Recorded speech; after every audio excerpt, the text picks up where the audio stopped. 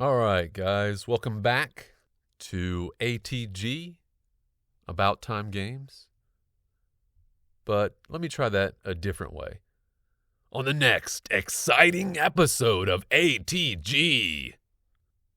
Kept you waiting long, huh? Hey, you're pretty good.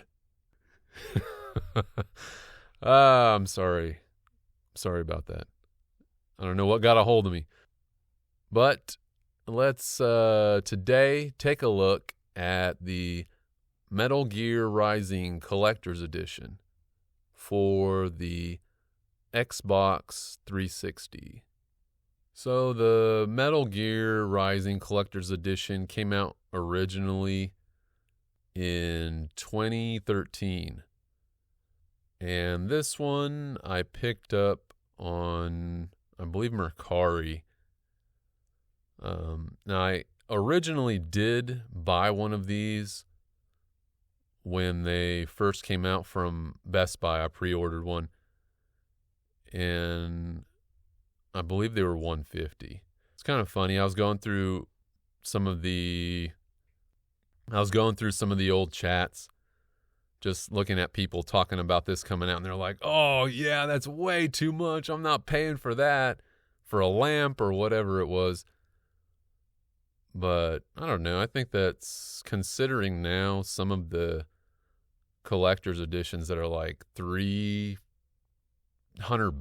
like, I don't know, $500. Like, it's just crazy, some of the collector's editions. So I think that if this came out now, I don't know, what do you guys think? Worth $150? I think I'd probably still buy one of them. Seems like it'd be worth it. So this one I bought on Mercari for $125. And I'm not going to do too much talking about the game. This is just kind of unboxing, taking a look at the collector's edition, seeing what's included in it, and of course the plasma lamp. I think if you haven't played the game and you're a Metal Gear fan at all, I think it's worth checking out. It's similar to, I'd say, Bayonetta, obviously because Platinum made Bayonetta and they also did this game as well. So it's very fast-paced, over the top. I think there's a little bit of, I believe this would be considered canon in Metal Gear because of Raiden. And I think it goes through how he got his cybernetic body. So I'm not exactly sure in the timeline where this one fits in exactly.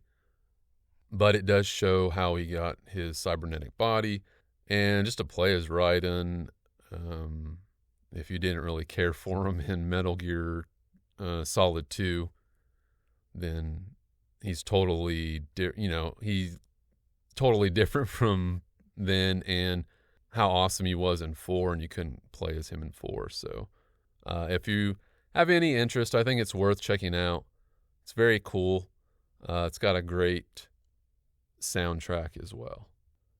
Okay, and as we unbox this is just if you're a seller, this is pretty much the worst thing you can do is promoting your store by taping the card to the box. How dare you? Why? Oh, I'm in shambles over this. Yeah, don't do that. Just, I couldn't believe it. I was like, oh, come on, man. This better not tear the box open. Yeah, they could have easily just thrown the card in there or taped it to the bubble wrap. But no, they decided to stick it to the box. Why do you hate boxes? So I was performing open heart surgery here pretty much trying not to tear the box. I probably could have gotten a heat gun to maybe loosen up the tape, help the tape ease off a little bit. But when you go into berserker mode mentally, it's just like all logic is gone. It's just gone. Sorry about that. So I didn't get the heat gun, but I did end up getting it off. I mean, it was packaged really well, and then it was just almost ruined by the tape on the box. So it's like, come on, man. Maybe they had put that on there a while ago. I mean, it was Scotch tape, so maybe it had been on there for a while, and they've been trying to sell it for a while, and the tape had just been on there for so long that it had maybe the different temperatures I don't know. I'm trying to come up with a reasonable reason why you would do that, okay? Come on. All right. I'm over it. Maybe. No. Scotch tape. No. Can't be. All right, so I finally did get the tape off here, and I was a little bummed to see that the area that had the tape it kind of left a little raised spot or section there where the tape was on it. If I would have left the original audio from the unboxing intact, the number of disappointing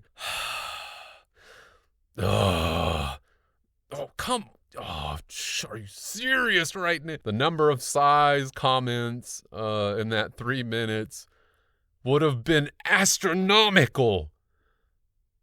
I know, but I went ahead on a rant anyways, didn't I? I'm sorry.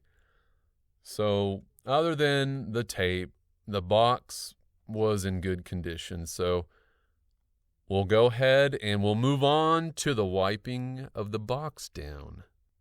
Okay, so the box, as we wipe it down here, was pretty dirty. You can't really, just by looking at it, I mean, it looks pretty dang good. But as I started to wipe it down, as you can kind of see there on some of the wipes, it was pretty dirty. And like I said, maybe this thing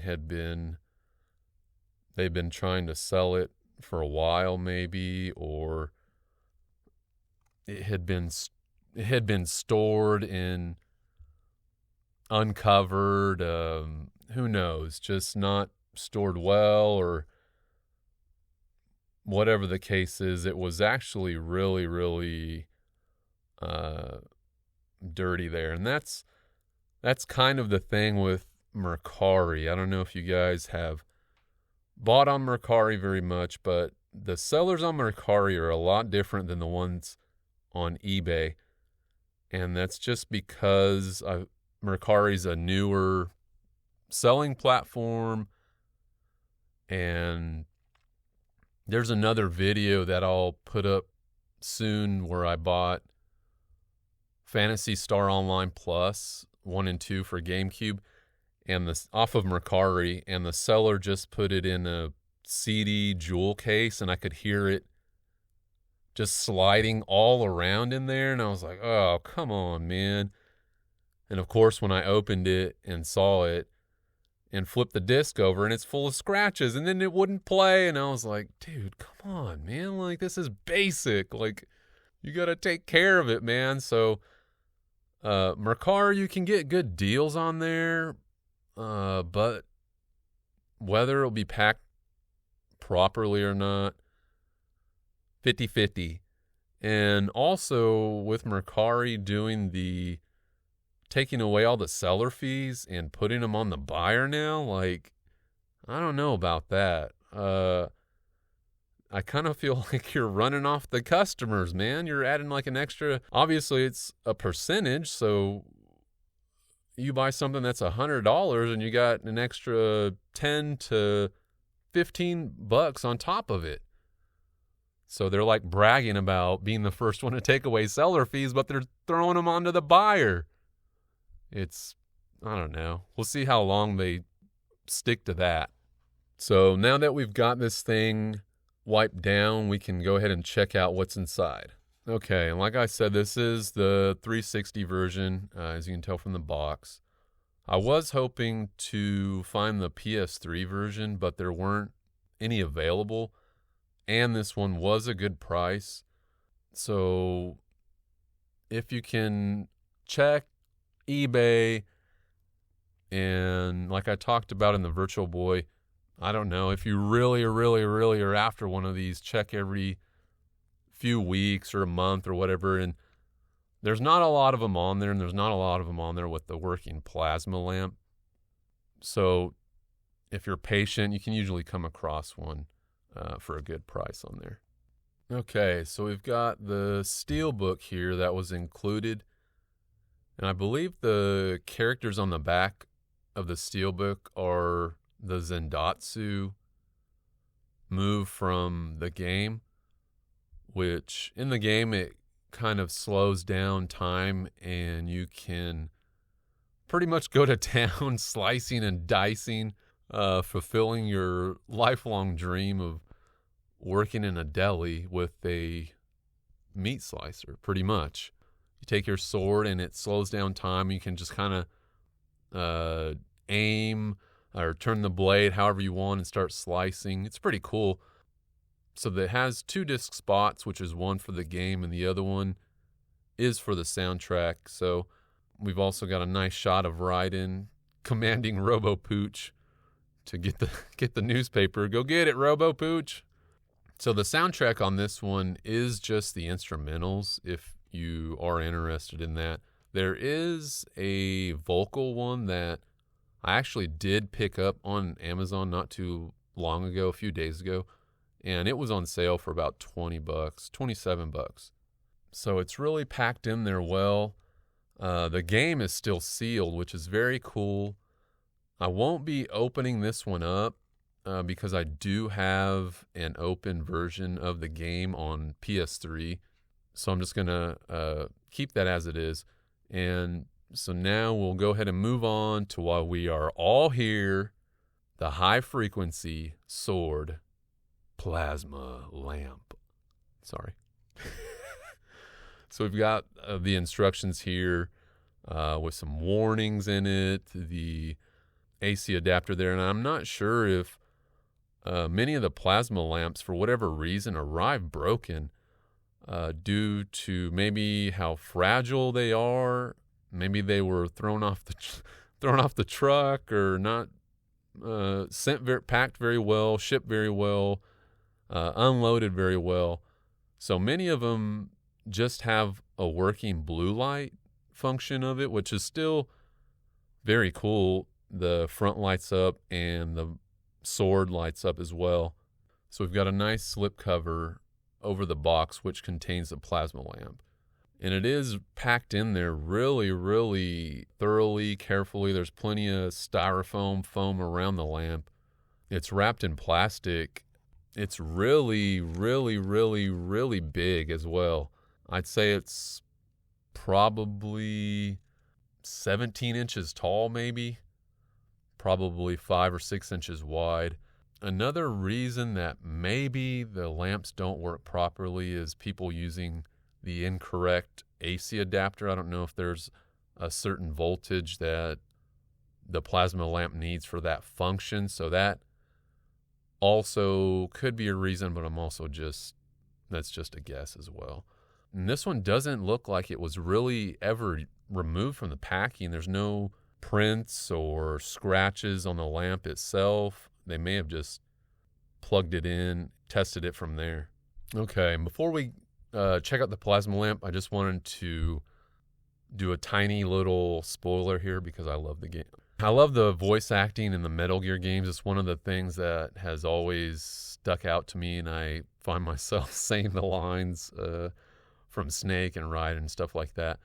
But there's a point in Metal Gear Rising where you're about to fight a boss, and he's basically calling Raiden out for like killing people and stuff like that, and Raiden's justifying it as like he's doing it for justice and stuff like that.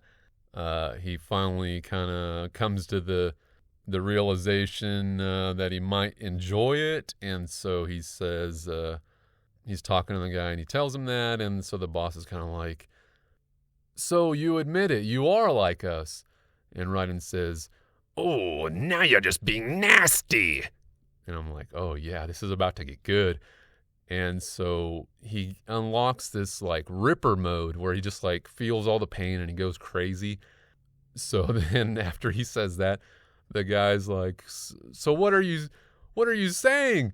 And then Raiden's like, I think it's time for Jack to let her rip. And I'm like, oh yeah, this is it. So very cool part in the game. The voice work, I love it. But so let's go ahead and check out the plasma lamp. Behold, I can feel the nanomachines reacting to the high frequency. Sorry. So this thing is like way awesome, man. It's so cool. I'm not sure exactly how long it can be left on at one time. I'm sure it probably says in the instructions, which I will go over when I decide to use the thing. But if you can find a working one for a good price, I'd say pick one up. This thing is awesome. So thanks, guys. Let me know what you think about this. Would you pick one up now? Yes, no. If you have any experience with the plasma lamp, let me know there. And so we'll see you guys in the next video. Metal Gear. One more thing, guys, before I forget. Get out there, play some games, and don't forget to remember.